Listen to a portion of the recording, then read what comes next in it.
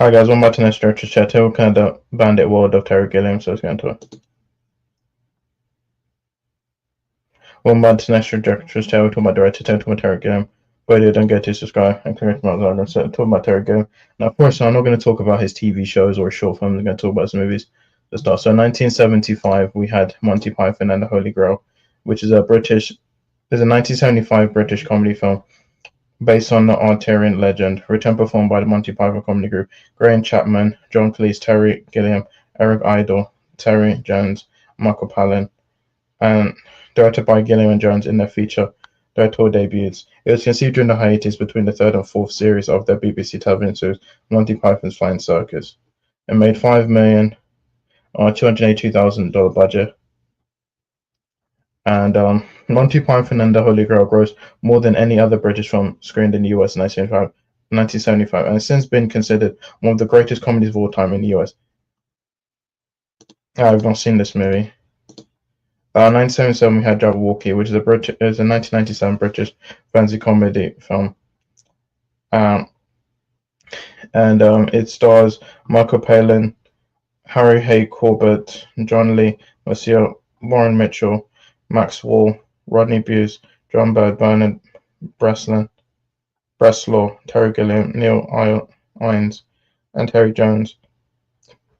Made $479,582,000 budget. The film's title is taken from the nonsense poem Jabberwocky from Lewis Carroll's Through the Looking Glass. Gilliam's solo directorial debut, following co-directed Monty Python, Holy Grail, Terry Gilliam, 1975. The film received a mixed response from critics and audiences. In 1981, we had Time Bandits, which is a British fantasy adventure. 1981 British fantasy adventure film. It stars John Cleese, Sean Connery, Shelley Duvall, Catherine Helmond, Ian Holm, Michael Palin, Ralph Richard, Peter Vaughan, David Warner, David Rappaport, Kenny Baker, Jack Purvis, Mike Edmonds, Tiny Ross, and Craig Warnock. It made $42.5 million budget. And on this initial release, the film received many positive reviews. Gilliam has referred to Time Bandits as the first in his trilogy of imagination, followed by Brazil, and ending with the adventures of Baron Munchausen. There's been talks about a sequel, but the sequel was shelved, and there was a TV show that aired in 2024, and it got cancelled after one season. So then in 1985, we had Brazil, which is a dystopian science fiction black comedy film, and it starred Jonathan Pryce, Rob De Niro, Catherine Helmond, Ian Holm, Bob Hoskins, John Palin, Ian Richardson, Peter Vaughan, Kim Greist.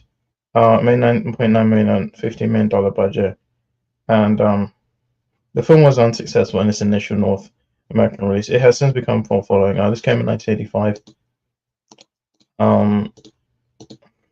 Then in 1988, we had The Adventures of Baron Munchausen, which is a 1988 fantasy adventure film, and it starred John Neville, Eric Idle, Sarah Polley, Oliver Reed, Uma Thurman, Jonathan Pryce, Valentina Cortez. It made $8.1 million, $46.6 million budget. The film was a box office bomb, grossing only $8 million domestically and losing millions for Columbia Pictures. Despite this, it received positive reviews from critics. Then in 1991, we had The Fisher King, which is a 1991 American fantasy comedy drama film. And it stars Robin Williams, Jeff Bridges, Amanda Plummer, and Mercedes Ruehl. And it made $72.4 million, $24 million budget. It received generally favorable reviews from critics. At the 64th Academy Awards, the film earned 5 nominations for Best Actor for Williams and Best Original Screenplay for Agrees, with Ruehl winning Best Supporting Actress, making The Fisher King the only Oscar-winning film of Gilliam's career. Then in 1995, we had 12 Monkeys, which was science fiction, a thriller film, and is based on Chris Marker's 1962 short film, Leggett. It stars Bruce Willis, Madeleine Stowe, Brad Pitt, and Christopher Plummer. Made $168.8 million, $29 million budget. It received positive reviews from critics. Then in 1998, we had Fear and Loathing in Las Vegas, which was a black comedy adventure film based on Hunter S. Thompson's novel of the same name. It stars Johnny Depp and Benicio del Toro. It made $13.7 and $18.5 million budget. The film received polarizing reviews from critics and was a financial failure, but over the years it has since been regarded as a cult classic. Then in 2005, we had The Brothers Grimm, which is a fantasy adventure film.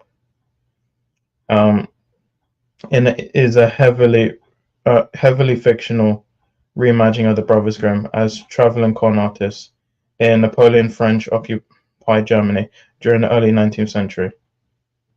And it stars Matt Damon, Heath Ledger, Peter Stormare, Lena Headey, Jonathan Pryce, and Monica Bellucci. It made $105.3 million, $80 to $88 million budget, and it received mixed reviews from critics. Then also in 2005 we had Tideland, which was a fantasy film co-written and directed by Terry Gilliam, and is based on Tideland by Mitch Cullen, and it stars Jodette Ferland, Brendan Fletcher, Janet McTeer, Jennifer Tilly, and Jeff Bridges. Made $560,000, $19 million budget. While the film received a mixed response from both viewers and critics, and despite the film's electric and unconventional themes, which include child abuse, decomposition, incest, flatulence, mental illness, and inherited usage, Tideland featured a number of notable actors, including Jennifer Tilly, Jeff Bridges, and Janet McTeer.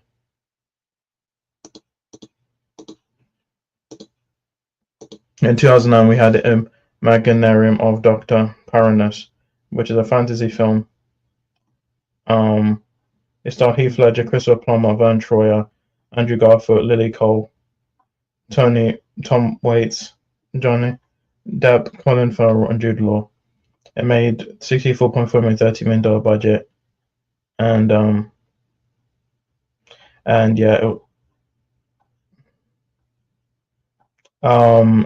though Ledger's death 1/3 of the way through filming caused production to be temporarily suspended, Ledger completed most of the movie's runtime, and then his role was recast with Depp, Law, and Farrell portraying transformations of his character as he travels through a dream world. The film is Ledger's final performance. It was dedicated to him and co-producer William Vince.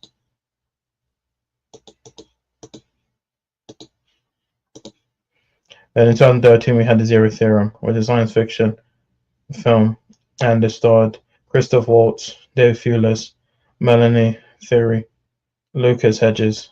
Made $1.4 million, $8.5 to $13.5 million budget. Gilliam has given conflicting statements about whether the Zero Theorem is meant as the third part of a satirical dystopian trilogy that began with Orwellian triage that began with 1985's Brazil and continued with 1985's 12 Monkeys. Then finally, 2018, we had The Man Who Killed Don Quixote, which is an adventure comedy film, and it's loosely based on the 1605 to 1650 novel Don Quixote by Miguel de Cervantes, and it stars Adam Driver, Jonathan Pryce, Stellan Skarsgård, Olga Kurylenko, Jason Watkins, and Joanna Ribeiro. Made $2.5 million, $60 million budget, and it received mostly positive from critics who praised its creativity and Driver and Pryce's performances, but found it messy and was a commercial failure. A follow-up to the two Lost in La Mancha titled He Dreams of Giants, and following the making of the final version of The Man Who Killed Don, because it was released in 2019. And yeah, that's it. So guys, don't watch our video.